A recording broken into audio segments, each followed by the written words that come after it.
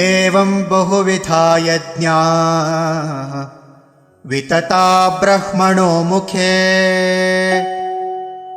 कर्मजान् विद्धि तान् सर्वान् एवं ज्ञात्वा विमोक्ष्यसे।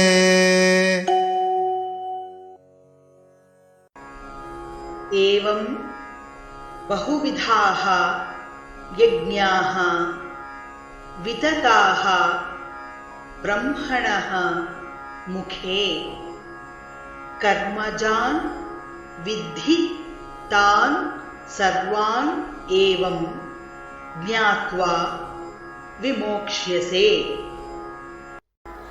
एवं बहुविधा यज्ञा वितता ब्रह्मणो मुखे कर्मजान् विद्धि तान् सर्वान्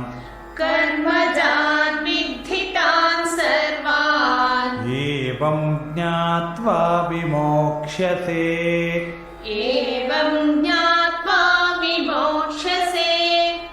एवं बहुविधा यज्ञा वितता ब्रह्मणो मुखे